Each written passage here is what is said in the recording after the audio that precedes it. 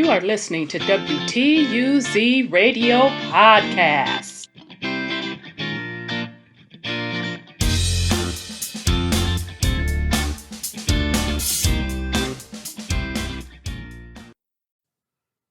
Welcome to WTUZ Radio Podcast. I am your host, Rhonda. And today's topic, shout out to my source.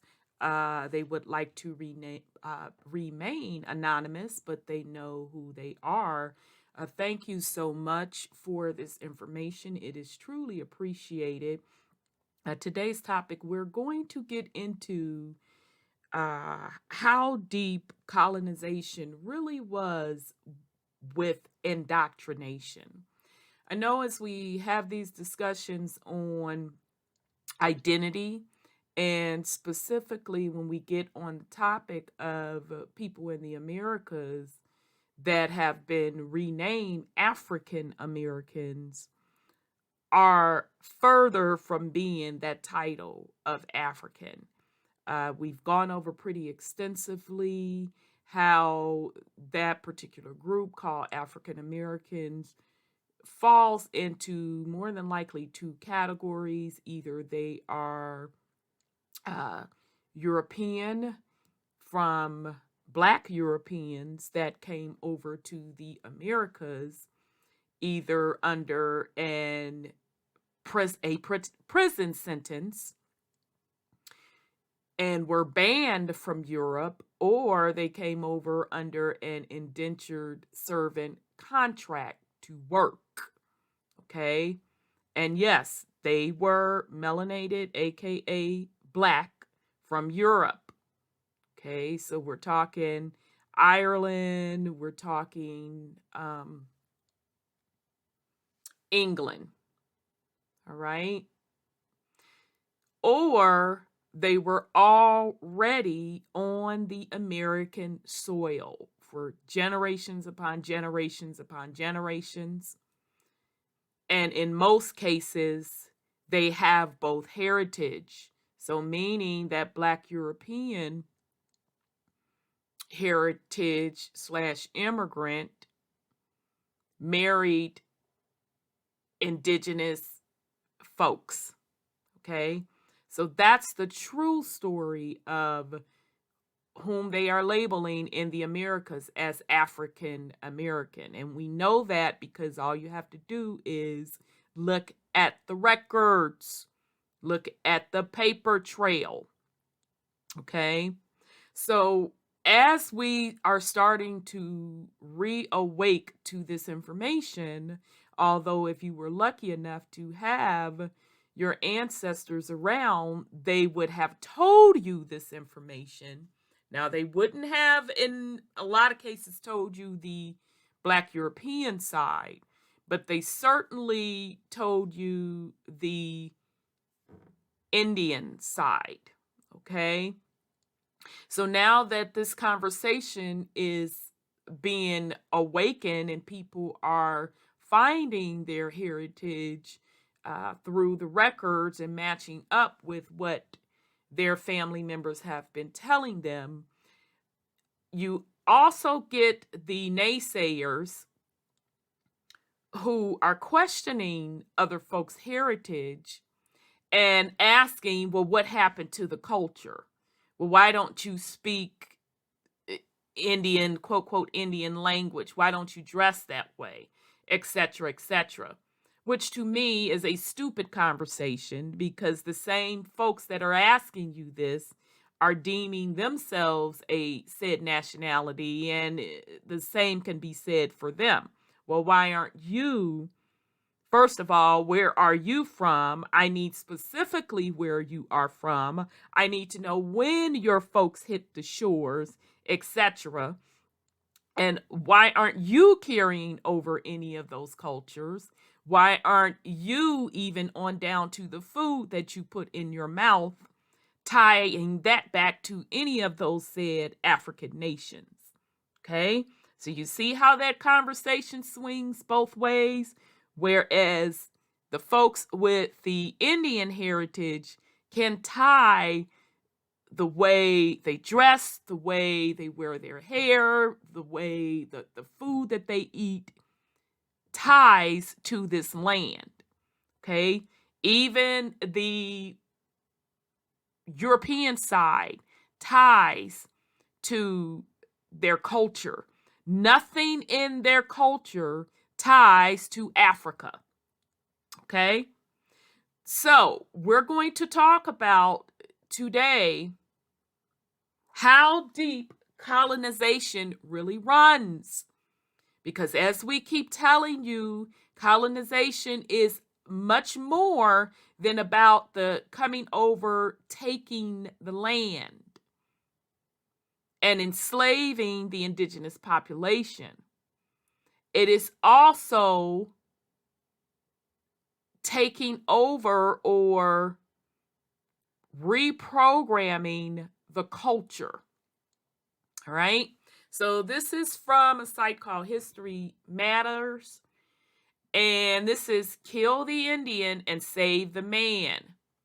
Captain Richard H. Pratt on the education of Native Americans. Okay. Beginning in 1887, the federal government attempted to Americanize American Indians, largely through the education of Native youths. By 1900, thousands of Native Americans, I'm just going to blow this up a little bit for me, thousands of Native Americans were studying at almost 150 boarding schools across the United States.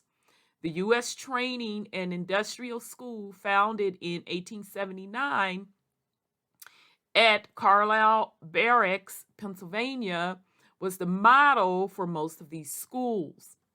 Boarding schools like Carlisle's provided vocational and manual training and sought to systematically strip away tribal culture.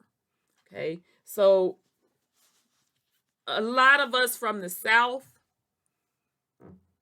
we also know of these particular boarding schools that had Indian populations in them.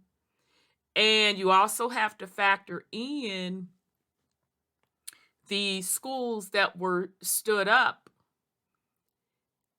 And you saw particularly where the narrative says you have in there former slaves. Okay. So all of those Christianized schools that were stood up, this is a part of programming the populace into a culture that you want them to be. Okay? Part of the colonization process, if you look at the different historical records, was definitely bringing over missionaries from Europe to Christianize these indigenous populations. Okay? So it has several folds to it, several purposes. Number one is to change the culture, to get folks colonized into the mindset so the generations after can accept the system. And on a spiritual level, which is always the most important level, is to tie your spirit/soul to these particular systems. Okay? For the purpose of harvesting labor, i.e., your energy. So let's continue. They insisted that students drop their Indian names, forbade the speaking of native languages, and cut off their long hair. So let me run that back for the slow ones in the back. Asking the questions, what happened to the heritage. And although the heritage is still not lost, but it's definitely been usurped. They insisted that students drop their Indian names. Okay?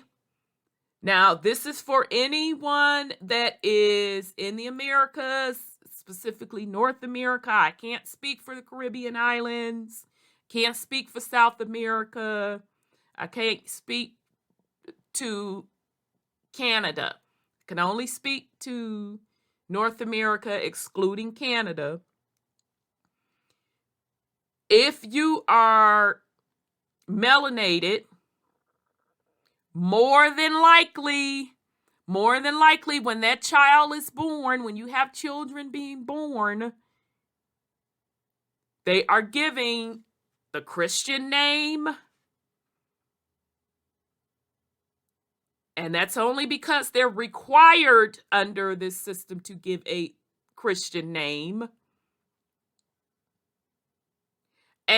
But as a culture,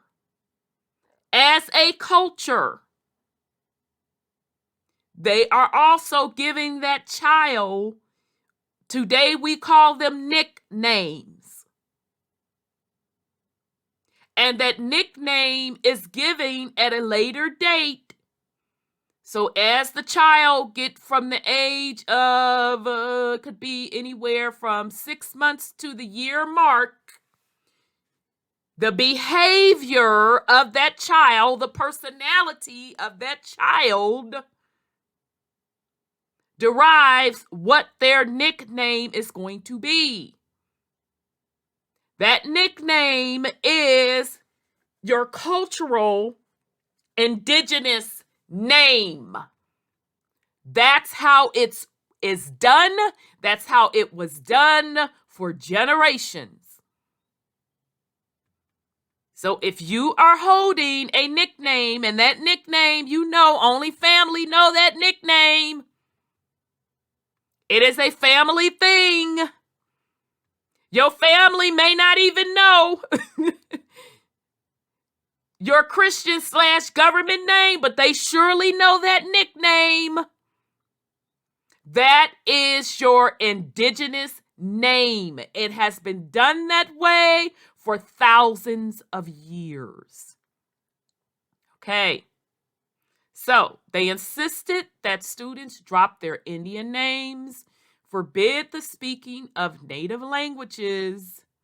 Okay, so all of y'all know that term, Pig Latin, Ebonics, slang. Where do you think that came from? Okay, that's no accident. Again, we even speak 2 languages. Okay? We speak a cultural language. And then you speak proper English. And when you're speaking proper English, when more than likely you're doing that, you are doing that when you are doing business, when you are conducting commerce. But when you are among family members, friends, and other folks that understand your culture, you speak differently. Same difference. So they insisted that students drop their Indian names, forbid the speaking of native languages, and cut off their long hair. Now, it's interesting. My grandmother, she's transitioned, but she would always get on us about cutting our hair. Always. Why are you cutting your hair? Back in the day, I get tired of my hair, I'm going to chop it off, whatever. What happened to your hair? Why are you cutting your hair? Oh, Grandma, I just wanted a new look. Always, always, always. And I was told that's just a cultural thing. Your strength, part of your strength is in your hair. And I never really thought about it until I started reading up on cultural things. Okay? All right. So, just for the last time, they insisted that students drop their Indian names, forbade the speaking of native languages, and cut their long hair. Not surprisingly, such schools often met fierce resistance from Native American parents and youth.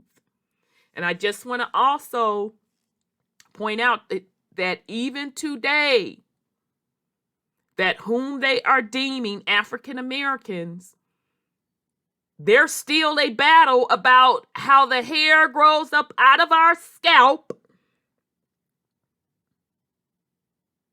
and how we choose to style it. There was even legislation passed, I think it's called the Crown Act, to not deem how American women, specifically melanated, aka Black American women, wear their hair. Because apparently in the workplace, in the corporate workplace, they were trying to deem how Black American women wear their hair. So in other words, if it's not Europeanized, if it's not straight, that was deemed not acceptable. So even to this day, now to my knowledge, nobody else in the Americas, specifically the U.S., had to have legislation around leaving folks alone with the way they want to wear the hair coming up out of their scalp, because it's from a cultural perspective. Okay. Not surprisingly, such schools often met fierce resistance from Native American parents and youth, but the schools also fostered a sense of shared Indian identity that transcended tribal boundaries.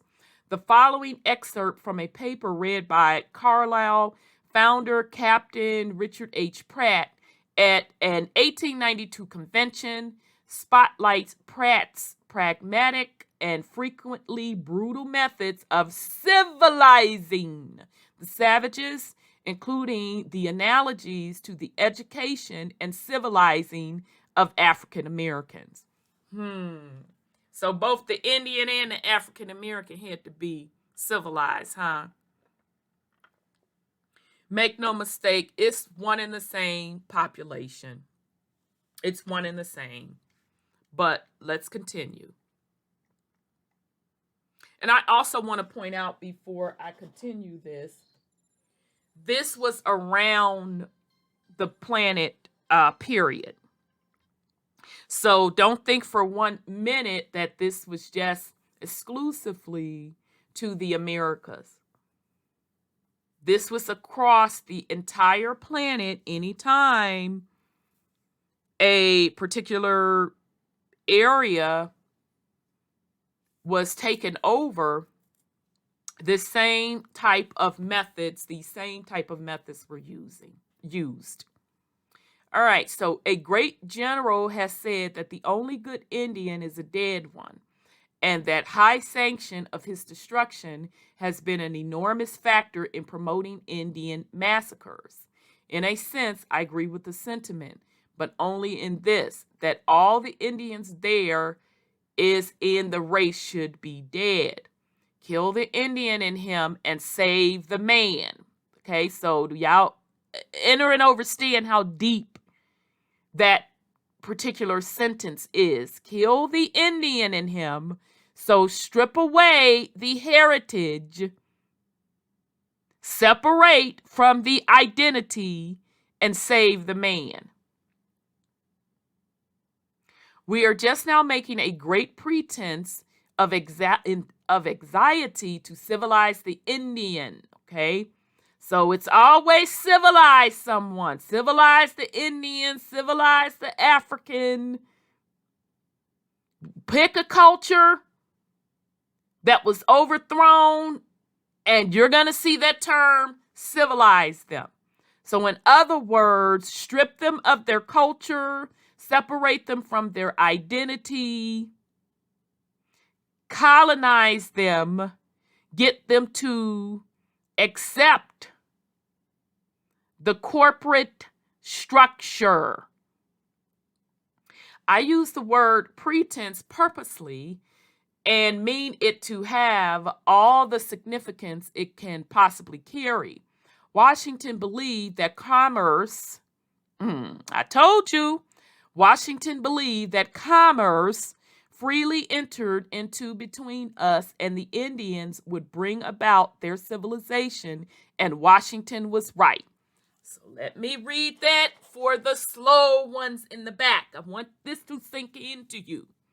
Washington believed that commerce freely entered into between us and the Indian would bring about their civilization, and Washington was right. So,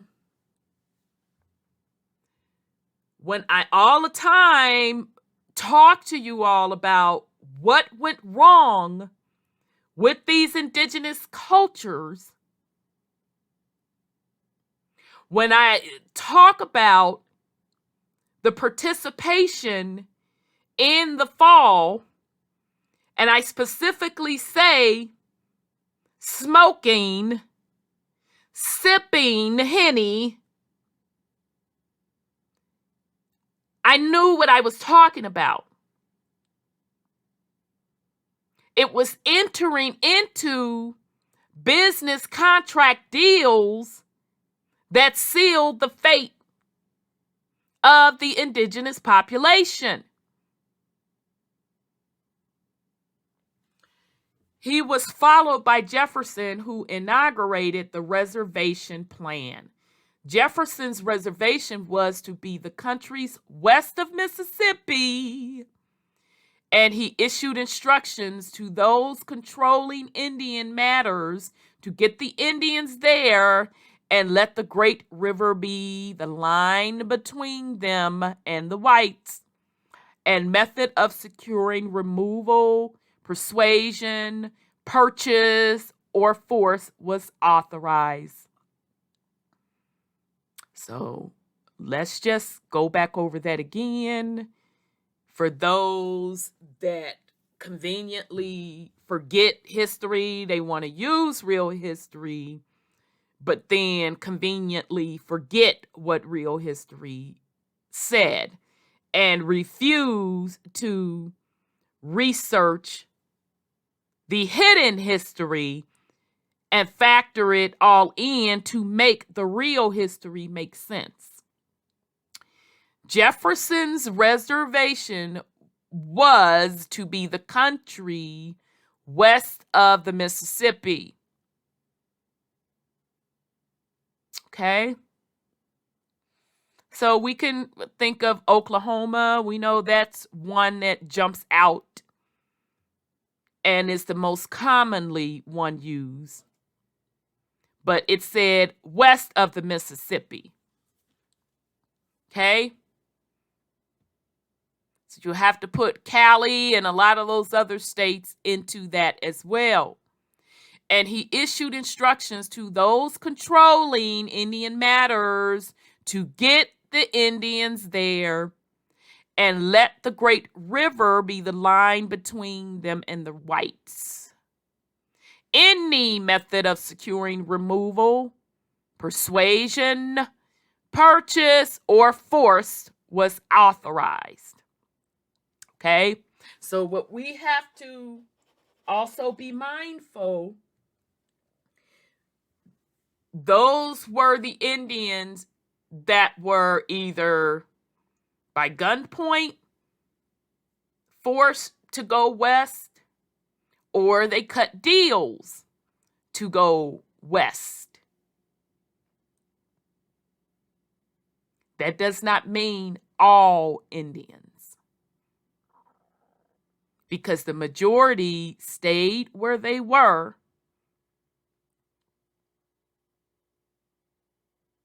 and went through their final phase of stripping the culture, stripping the land, those Jim Crow laws.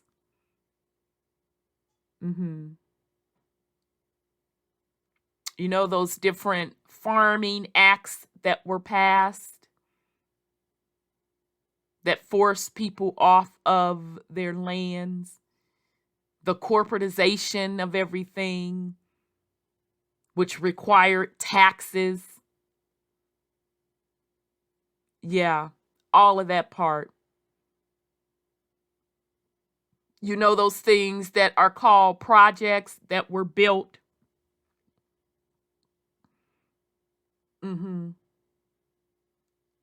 That's a form of reservation. I'll run that back to the slow ones in the back. Those things called projects.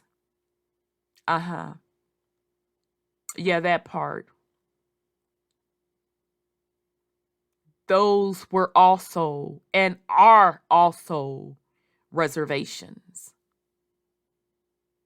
Any method of securing removal, persuasion, purchase will buy you out, or force. Jefferson's plan became the permanent policy. The removals have generally been accomplished by purchase, and the evils of this are greater than those of all the others combined. Yeah. So that purchasing part, because those that they were purchasing from, who authorized those people to sell large acres and acres and acres of land. But let's continue. It is a sad day for the Indians when they fall under the assaults of our troops, as in the Pagan massacre, the massacre of Old Black Kettle and his Cheyennes at what is termed the Battle of Wichita, and hundreds of other like places in the history of our dealings with them.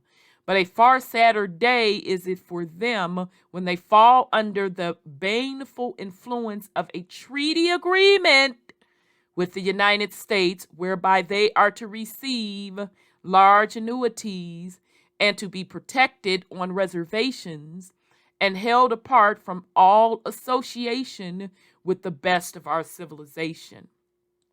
The destruction is not so speedy, but it is far more general.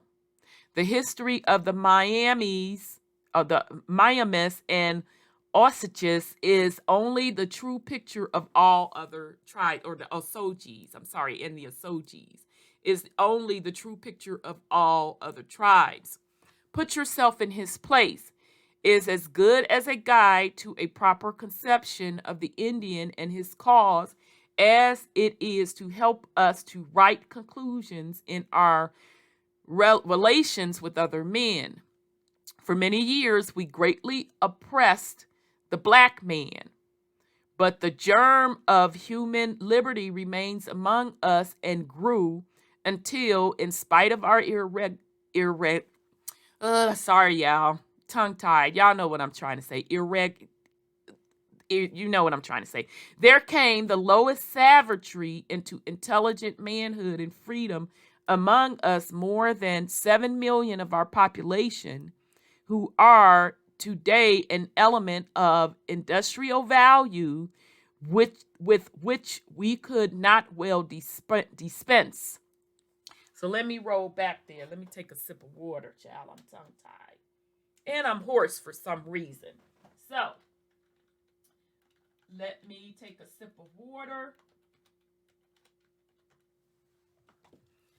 And I want to read that again.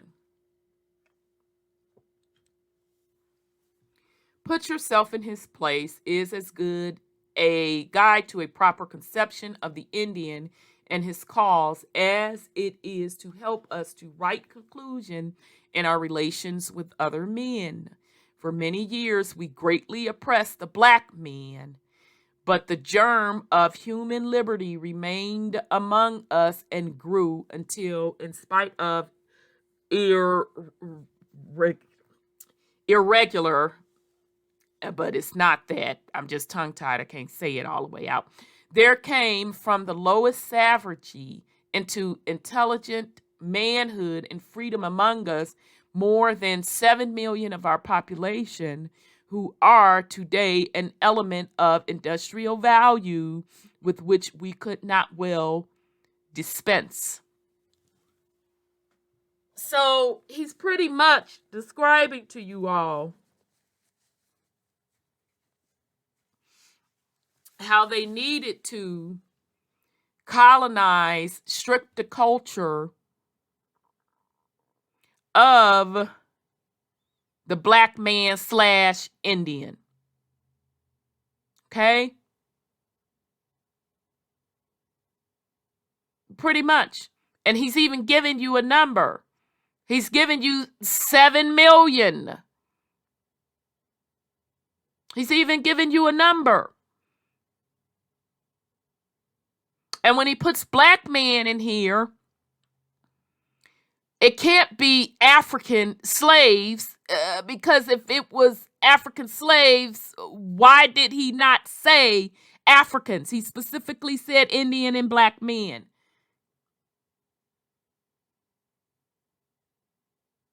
Okay? All right.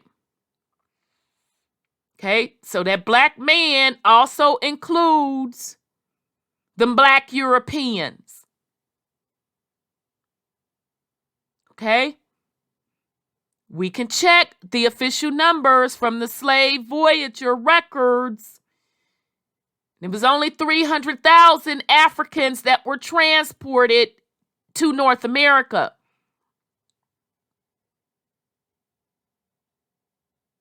So we're talking a 7 million population of black and brown people. But let's continue. So in other words, that's their way of saying, once again, of stripping away the culture, separating the identity, and corporatizing the indigenous population.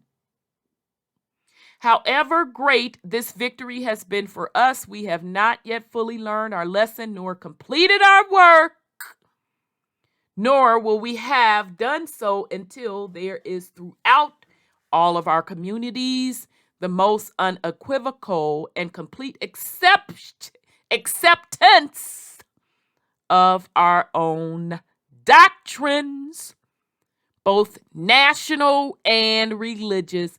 Let me roll that again for the slow ones in the back that want to ask what happened to the indigenous folks' heritage. And also for the slow ones in the back on how Christian religion came into play. However great this victory has been for us, we have not fully learned our lesson nor completed our work, nor will we have done so until there is throughout all of our communities the most unequivocal and complete acceptance of our own doctrine, of our own doctrines, not of the indigenous population doctrines, both national, the colonization part, that one world part, and religious. not until there shall be in every locality throughout a nation a supremacy of what? A supremacy of what? Bible principle of the brotherhood of man and the fatherhood of God, and full obedience to the doctrine of our declaration that we hold these truths to be self-evident, that all men are created free and equal with certain inalienable rights, and of all clause in our Constitution, aka contract, which forbids that there shall be any abridgment of the rights of citizens on the account of race, color, or previous conditions.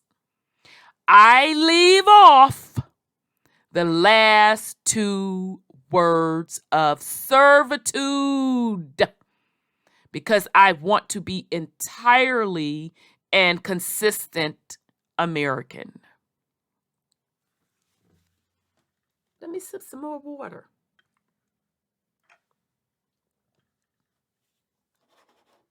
So for those of you that do not understand what colonization really means, I hope you're listening. I hope you're taking notes. For those of you that want to say that the indigenous population had Christianity, I hope you're listening. I hope you're taking notes. Christianity and the adoption of the Bible that you know today, was a part of their colonization. Inscrutable are the ways of providence. Horrible as were the experiences of its introduction and of slavery itself, there was concealed in them the greatest blessing that ever came to the Negro race. 7 millions of blacks from the cannibalism in darkest Africa, which we know that's not true based on their own records, only 300,000. Now, if he wants to include South America, okay. But we're not talking about the South American Constitution. We're talking about the American, but let's continue. To citizenship in freed and enlightened America. Not full, not complete citizenship, but possibly probable citizenship and on the highway and near to it. So let's go back. So horrible as were the experiences of the introduction of slavery itself. So let's clarify in case folks don't know what slavery is, because we're not going to say slavery didn't exist. Slavery was not the way they taught slavery to be. Slavery in the Americas, and really if you look at any other place across the planet, but we're going to deal with in the Americas, happened several ways. The enslavement of the indigenous population, so meaning the people that were already on the land, which I call prisoners of war. And then you had imports or immigrants who fell under several categories. Either they came over to work and had an indentured servant contract, hence indentured servant or in servitude, or they came over as prisoners of war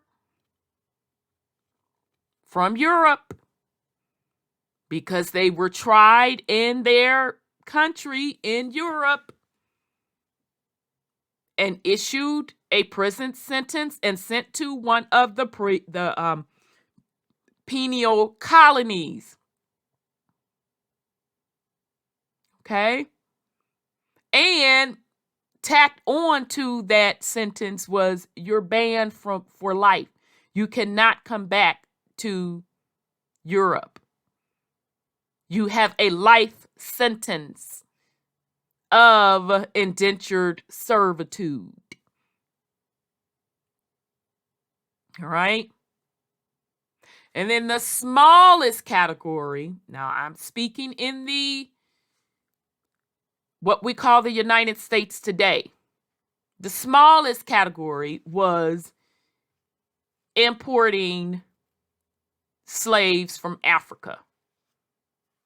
So either they were rounding up their prisoners there in Africa and selling them to Europeans. They were coming over to the Americas.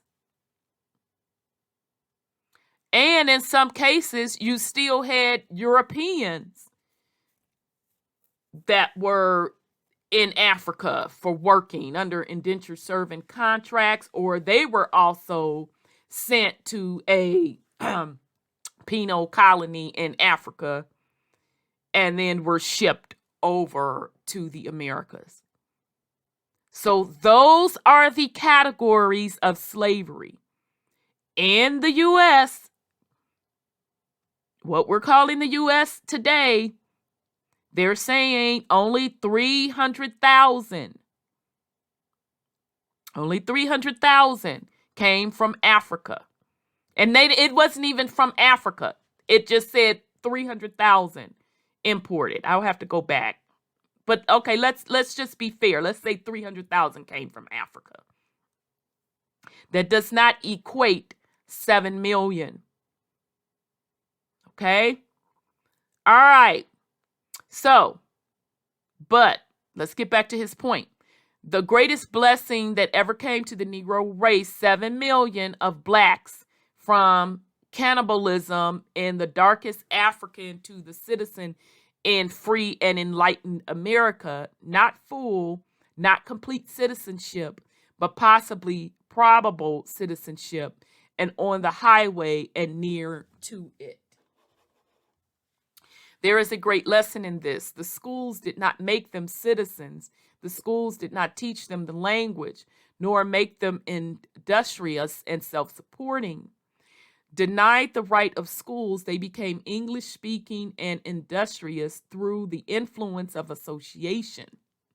Scattered here and there under the care and authority of individuals of the higher race, they learned self-support and something of citizenship, and so reached their present place. No other influence or force would have so speedily accomplished such a result. Left in Africa, surrounded by their fellow savages, our 7 millions of industrial black fellow citizens would still be savages. Transferred into these new surroundings and experiences, behold the results. They became English speaking and civilized because forced into association with English speaking and civilized people, became healthy and multiplied because they were property. Became healthy and multiplied because they were property, and industrials became an industry, which brings contentment and health, was a necessary quality to increase their value. Now, child, let me sip some water. Whew, child.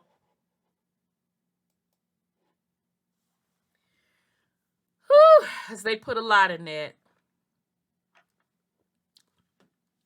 Right, we already talked about the hijack of the 7 million of Africans, because that's not the case. Right? So they're basically telling you how, once again, how to assimilate a population into a corporate citizen. So those of you that say you're from Africa, I know you understand this entire paragraph, but yet you don't understand it for other folks who are not from Africa. You see your flawed logic, or maybe you don't. The other piece to this is to understand that in order for a colony to be profitable, you have to get the property, whether or not you want to say property, whether or not you want to say slaves, whether or not you want to say citizens. And I think over in Europe, it's subjects. Same difference. Same difference. You have to get them assimilated into your corporate structure so they can become profitable subjects. So they can become profitable to the corporation. Because at the end of the day, this is about commerce, it is about business, and on the spiritual side, it is about using your soul energy. Let's continue. The Indian under our care remains savage because forced back upon themselves and away from association with English-speaking and civilized people, and because our savage example and treatment of them. We have never made any attempt to civilize them with the idea of taking them into the nation, and all of our policies have been against citizenizing and absorbing them. Although some of the policies now prominent are advertised to carry them into citizenship and consequent association and competition with other masses of the nation, they are not in reality calculated to do this. We are, after the facts, let us take the Land in Servility Bill. Land in servility, as administered, is in the way of the individualizing and civilization of the Indians and is a means of holding the tribes together. Land in servility is given to individuals adjoining each other on their present reservations. Any experience shows that in some cases, after the allotments have been made, the Indians have entered into a compact among themselves to continue to hold their land in common as a reservation.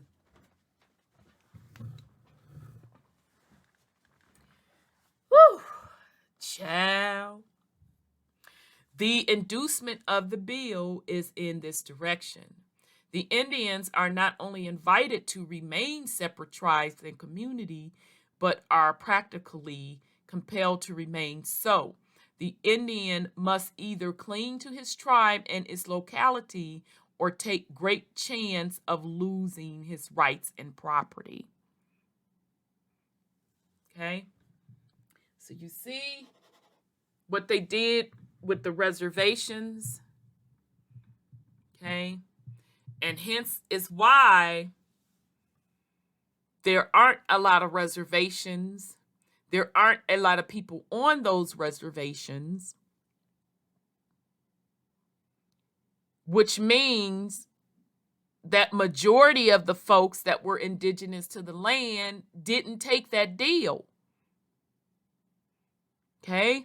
So now, of course, you have usurping today, where folks that are on those reservations today, not all, but a lot, aren't even the indigenous people of the land. But with that said, these Indians, majority of the Indians that they are talking about, did not go for that deal. Okay? And as you can see, the plight and condition of those reservations, it's not a good thing at all. So that means majority of the other Indians that are classified under the term of Black and are classified under the term African American, you know, those 7 million, although you still have to factor in, out of that 7 million, you have to factor in the Black Europeans. They chose not to go under a reservation. So instead, what was given to them, they were corporatized and put under citizenship. Okay?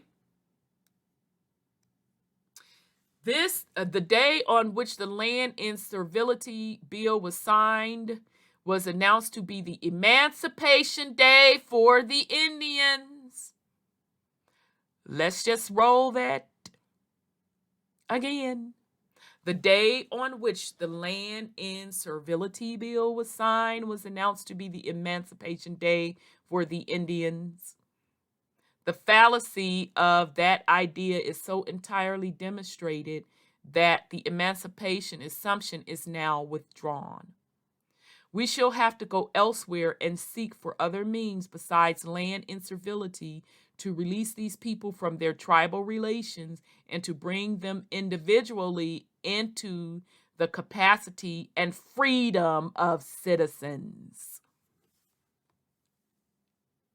Just now that the land in servility is being retired as the one all-powerful leverage that is going to emancipate and bring about Indian civilization and citizenship, we have another plan thrust upon us which has received great entusiasm from its authors and has secured the favor of Congress to the extent of vastly increasing appropriations.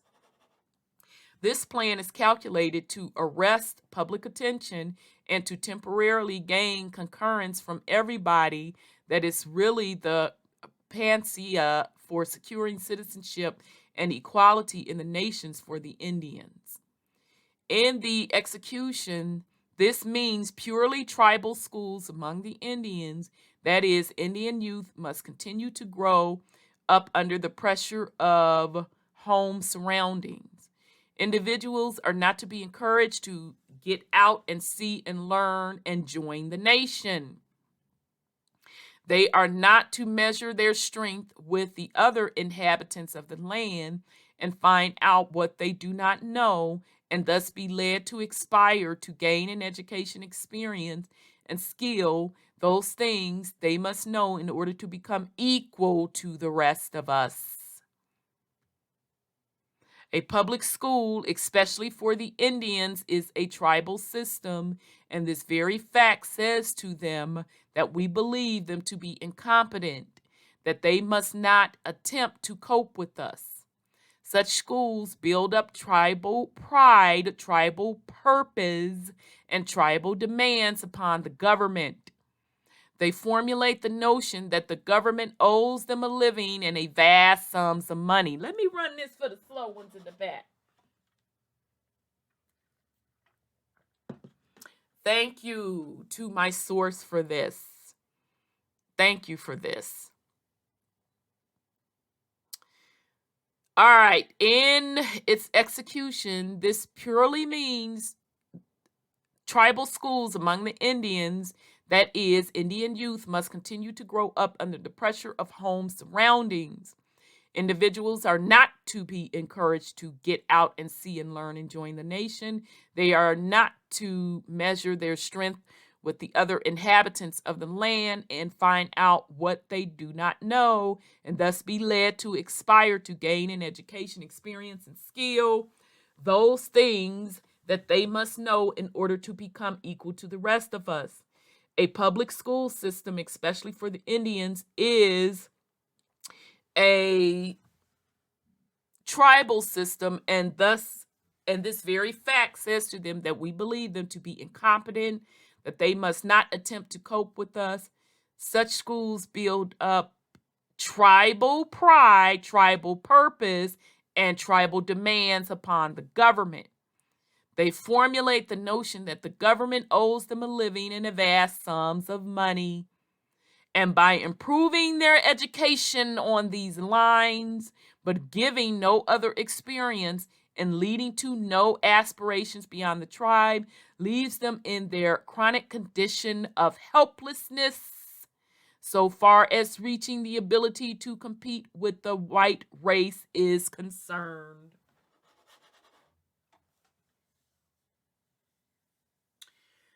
Whew. Now, I know y'all saying, okay, well, he's talking about the Indians on the Indian reservation and exclusively to them. But sounds like to me, isn't that the black race outside of those reservations, those official Indian reservations? Because the projects and the ghetto are reservations also. But outside the official Indian reservation, does that not sound like the quote melanated black race in the Americas?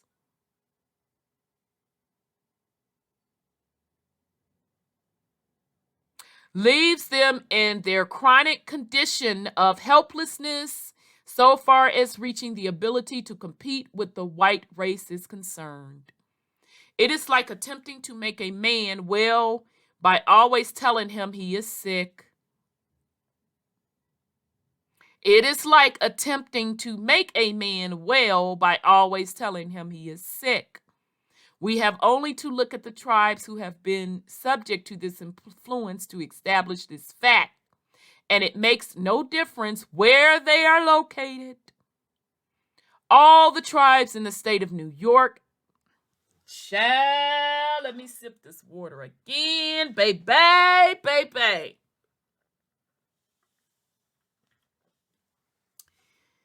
All the tribes in the state of New York have been trained in tribal schools, and they are still tribes and Indians with no desire among the masses to be anything else but separate tribes. The 5 civilized tribes of the Indian Territory, Cherokee, Choctaw, Chickasaw, Creeks, and Seminoles, have had tribal schools until it is asserted that they are civilized. Yet they have no notion of joining us and become a part of the United States. So notice they said the 5 civilized tribes. You all do realize there were thousands and thousands, hundreds upon thousands of tribes outside of these 5. You do realize that, right? So when we have this ridiculous conversation about heritage, you better know what you're talking about. Okay? These were the tribes that came up under those treaties, those agreements that were signed. But there were thousands and thousands of tribes. Okay? Their whole disposition is to prey upon and hatch up claims against the government and have the same lands purchased and repurchased and purchased again to meet the reoccurring wants growing out of their neglect and inability to make use of their large and rich estates. Baby, let me tell you one thing. Let me read this back. Child. Now remember, this was late 1800s. The 5 civilized tribes of the Indian Territory, Cherokee, Choctaw, or Choctaw, it's not Choctaw, but okay. Well, I am going to say Choctaw, because the Choctaw didn't cut a deal. The Choctaws did. The Cherokees, Choctaws, Chickasaw, Creeks, and Seminoles have had tribal schools until it is asserted that they are civilized. So, in other words, until they deem they are civilized. Yet they have no notion of joining us and becoming a part of the United States. So they're operating as separate nations. Their whole disposition is to prey upon and hatch up claims against the government and have the same lands purchased and repurchased and purchased again to meet the reoccurring wants growing out of their neglect and inability to make use of their large and rich estates. So in other words, you 5 civilized tribes, they calling you out. They saying, listen, you signed those deals. You sold land. You were allowed to operate on the lands that you kept. And now you can't make that run in a profitable manner, so you want to keep coming back to the U.S. playing the same game again of purchasing land, repurchasing. Now, I can't speak to that. I don't know whether or not they lying on you or not, 5 civilized tribes, because I'm not in one of these 5 civilized tribes. My people did not take said deals. Matter of fact, I saw where my people's identity was literally taken. And that particular family went up under one of these nations. So I can't speak to what deal y'all done set up and cut, your ancestors done set up and cut, and what you are renegotiating. I'm just telling you what dude is saying in the late 1800s. Indian schools are just as well calculated to keep the Indians intact as Catholic schools are to keep the Catholics intact.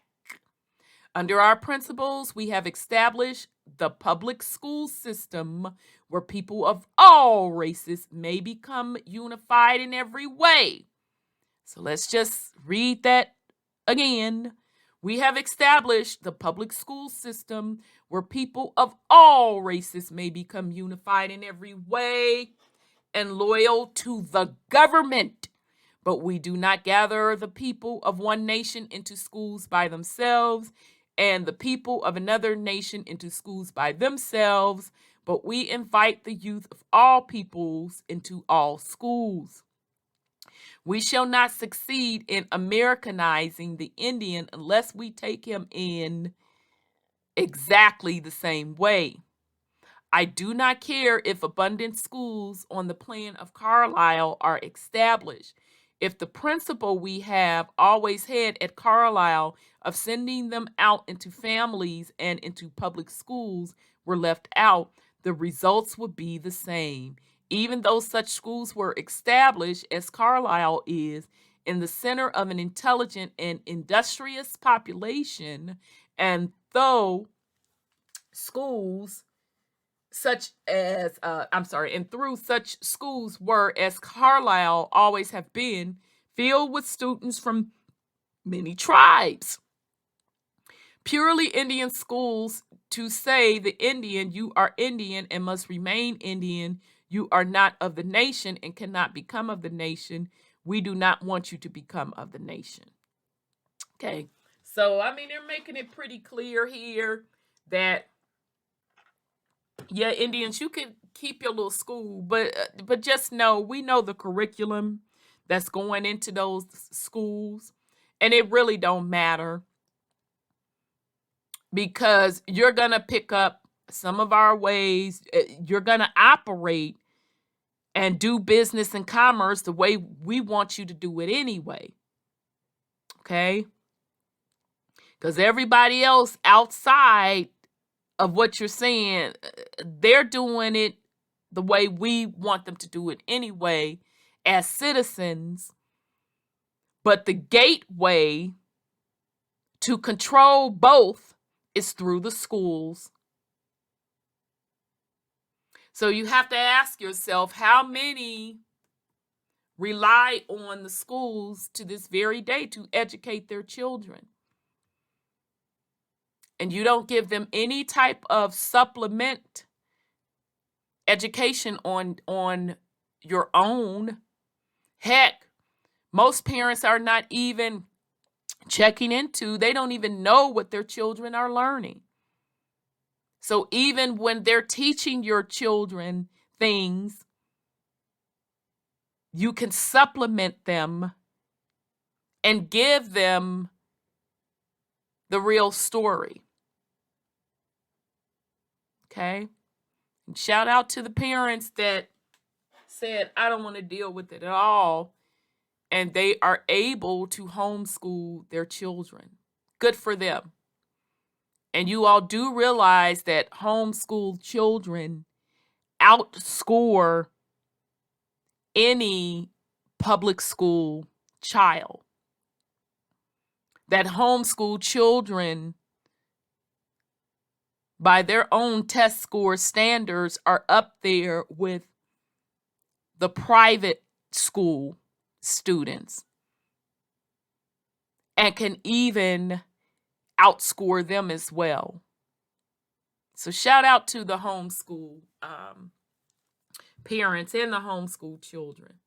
Before I leave this part of my subject, I feel impelled to lay before you the facts, as I have come to look at them, of another influence that has claimed credit and always has been and is now very dictatorial in Indian matters, and that is the missionary as a citizen influence upon the Indians. So let me sip my water. See, because I ain't gotta lie, Craig. I ain't gotta lie. So he said the missionaries.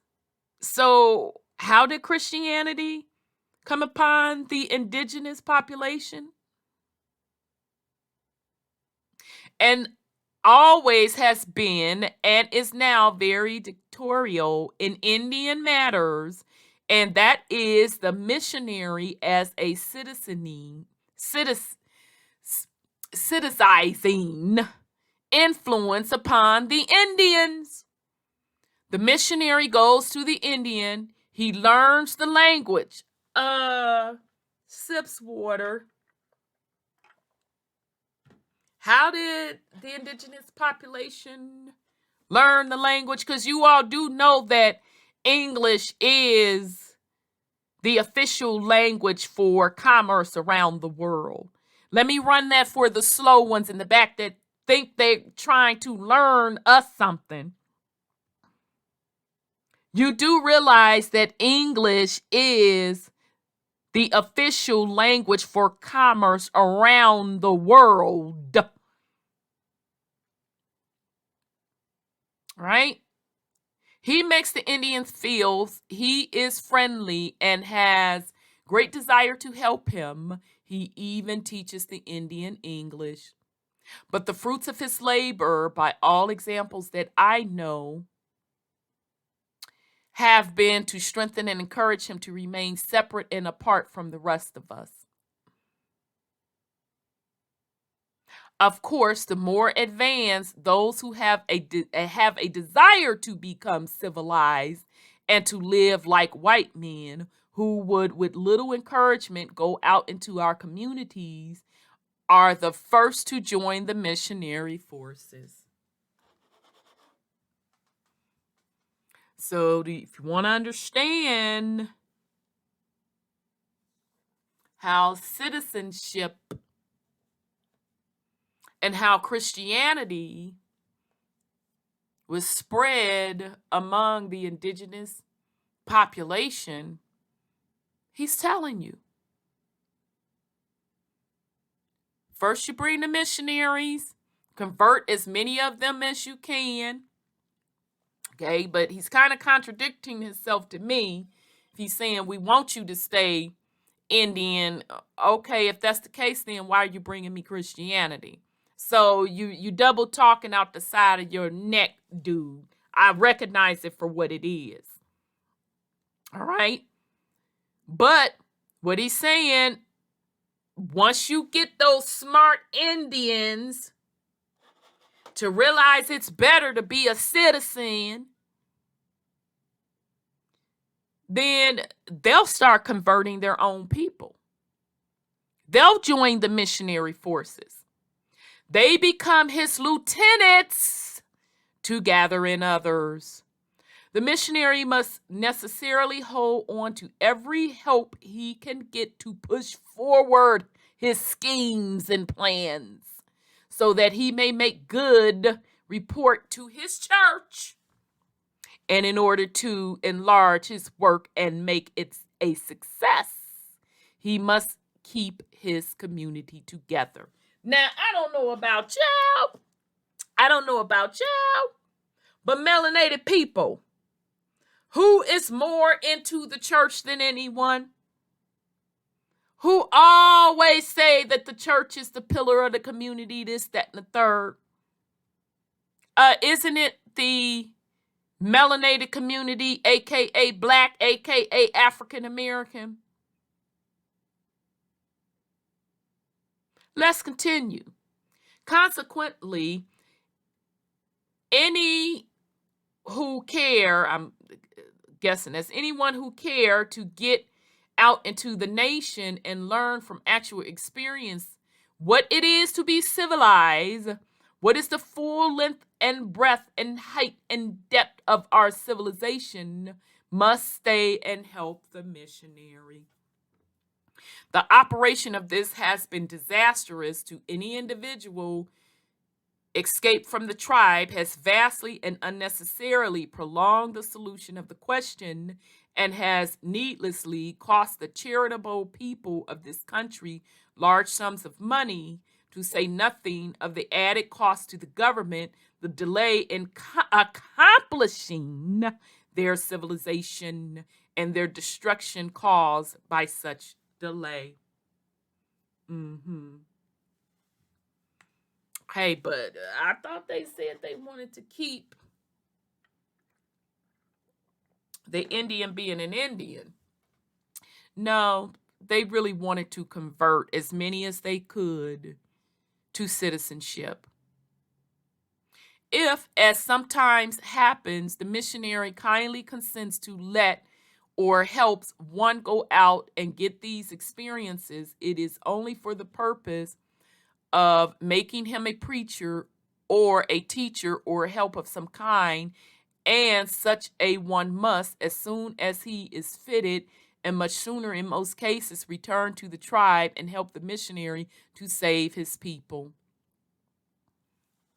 Now I'm going to sip water again. I want y'all to let that sip in. Let that sip in, let that seep in. The Indian who goes out has public charitable aid through his school, of course, forfeits his liberty and is owned by the missionary.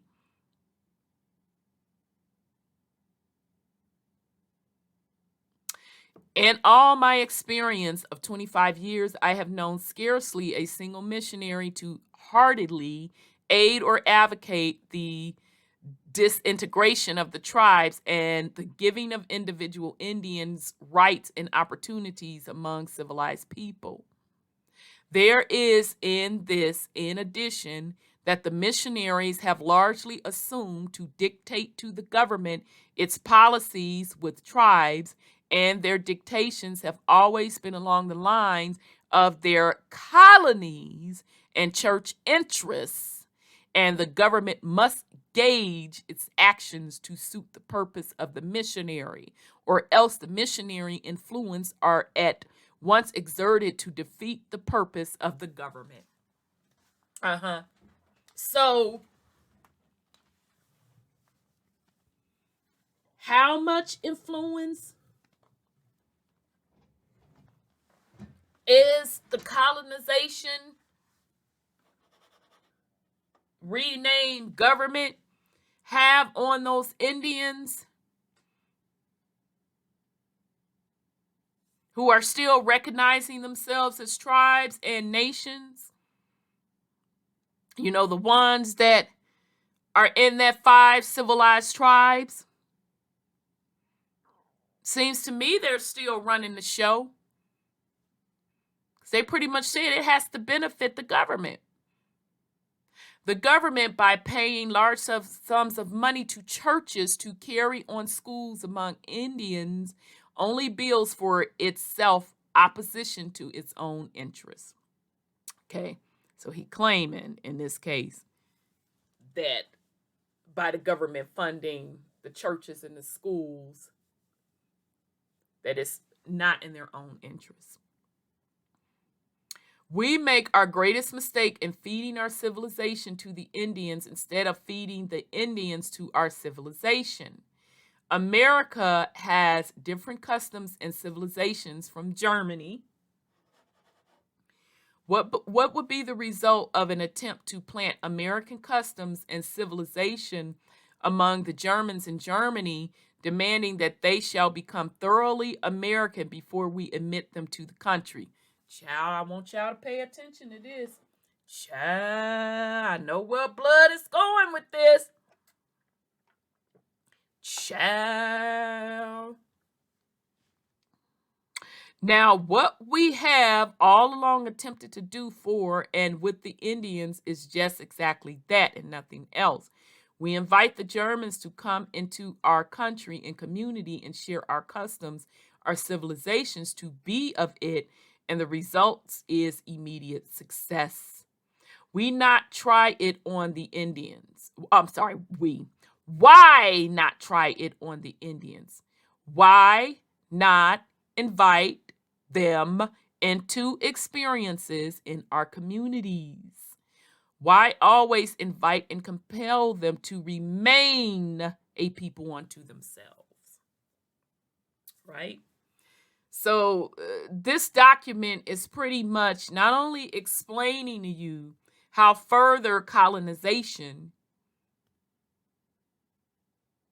was done with stripping of the culture, separating the identity, but it is also telling you specifically how those millions of Indians became civilized / citizens or civilized citizens. So at first they tried, okay, we're going to separate you. We're still going to control over what you do. We're going to monitor over what you do because it cannot interfere with our commerce. But what would even work better if we just invite you over to our world? Just come over to our world. You can be a citizen. Come over to our world. See how great it is. See how many benefits you get. It is a great mistake to think that the Indian is born an inevitable savage. He is born a blank, like all the rest of us. Left in the surroundings of savagery, he grows to possess a savage language, superstition, and life. We, left in surroundings of civilization, grow to possess a civilized language, life, and purpose. Transfer the infant white to the savage surroundings, he will grow to possess a savage language, superstition, and habit. Transfer the savage-born infant to the surroundings of civilization, and he will grow to possess a civilized language and habit. These results have been established over and over again beyond all question, and it is also well established that those advanced in life, even to maturity of either class, lose already acquired qualities belonging to the side of their birth and gradually take on those the side to which they have been transferred.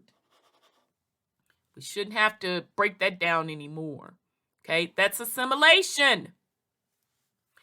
As we have taken into our national family 7 million of Negroes, and as we receive foreigners at the rate of more than 500,000 a year and assimilate them, it would seem that the time may have arrived when we can very properly make at least the attempt to assimilize our 250,000 Indians using this proven potent line and see if that will not end this vexed question and remove them from public attention where they occupy so much more space than they are entitled to, either by numbers or worth. The school at Carlisle is an attempt on the part of the government to do this.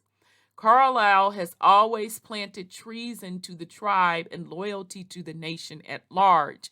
It has preached against colonizing Indians and in favor of individualizing them. It has demanded for them the same multiplicity of chances which all others in the country enjoy. Carlisle fills young Indians with the spirit of loyalty to the stars and stripes and then moves them out into our communities to show by their conduct and ability that the Indian is no different from the whites or the colored, that he has inalienable right to liberty and opportunity that the white and the Negro have. Carlisle does not dictate to him what line of life he should feel, so it is an honest one. It says to him that if he gets his living by the sweat of his brow and demonstrates to the nation that he is a man, he does more good for his race than hundreds of his fellows who cling to their tribal, communalistic surroundings. No evidence is wanting to show that in our industries, the Indian can become a capable and willing factor if he has the chance. What we need is an administration which will give him the chance. The Land Incivility Bill can be made far more useful than it is, but it can be made so only by assigning the land so as to interspeed good, civilized people among them. If in the distribution it is so arranged that the 2 or 3 white families come between 2 Indian families, then there would necessarily grow up a community of fellowship along all the lines of our American citizenization that would help the Indian at once to his feet. Indian schools must of necessity be for a time, because the Indian cannot speak the language and he knows nothing of the habits and forces he has to contend with. But the highest purpose of all Indian schools ought to be only to prepare the young Indian to enter the public and other schools of the country. And immediately he is so prepared for his own good and the good of the country, he should be forwarded into these other schools, there to temper, test, and assimilate his brain and muscle into the capacity he needs for his struggle for life in competition with us. The missionary can, if he will, do far greater service in helping the Indian than he has done, but it will only be practicing the doctrine he preaches.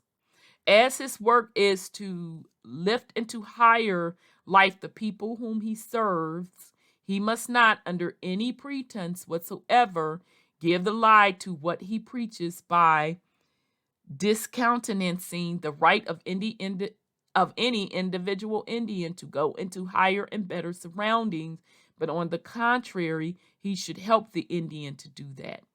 If he fails in thus helping and encouraging the Indian, he is false to his own teaching.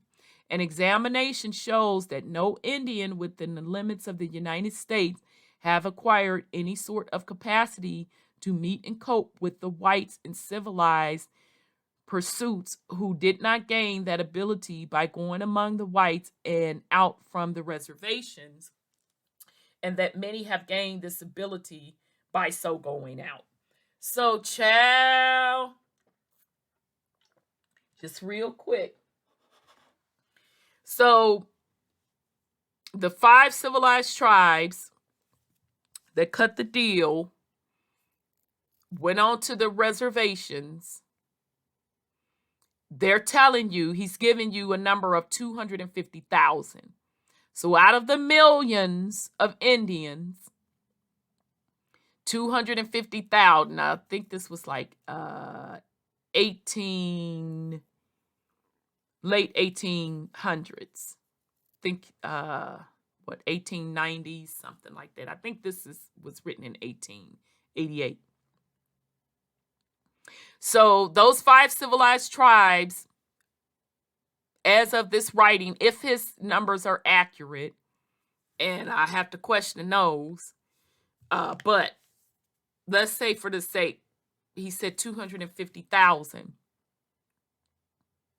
He wanted the 250,000, wanted them to even come off of those reservations and to become citizens. Okay? Theorizing citizenship into people is a slow operation. What a farce it would be to attempt to teaching American citizenship to the Negroes in Africa.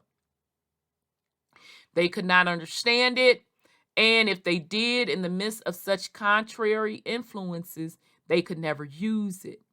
Neither can the Indians understand or use American citizenship theoretically taught to them on Indian reservations. They must get into the swim of American citizenship. They must feel the touch of it day after day until they become saturated with the spirit of it and thus become equal to it. When we cease to teach the Indian that he is less than a man, when we recognize fully that he is capable in all aspects as we are, and that he only needs the opportunities and privileges which we possess to enable him to assert his humanity and manhood, when we act consistently towards him in accordance with that recognition, when we cease to fetter him to conditions which keep him in bondage, surrounding by retrogressive influences, when we allow him the freedom in association and the development influences of social contact, then the Indian will quickly demonstrate that he can be truly civilized, and he himself will solve the question of what to do with the Indian. So this was from the official report of the 19th Annual Conference of Charity and Correction in 1892. So this particular source is from History Matters. And this is Kill the Indian and Save the Man by Captain Richard H. Pratt on the education of Native Americans. Okay, so I hope you all got some value out of this, as this conversation of heritage is only just beginning. Now it is getting mainstream attention. Okay. And I've heard many folks that talk about, well, what's your culture? What's your heritage? What happened to it? How come you don't know? Okay, then. Here you go. And this is not exclusive to the Americas. This was all over the world. And not to mention those same folks asking about what happened to the culture and heritage. I can say the same for you. What happened to your culture and heritage? What happened to your native tongue or indigenous tongue? We can't even say native. What happened to your indigenous tongue? Okay? It is called colonization. It is called citizenship. It is called being subjects. It is called commerce. All right? So I want to thank everyone for listening. And if you are not subscribed, I highly encourage you to subscribe, like, and share. This is Rhonda with WTUZ Radio Podcast. Peace and love, family.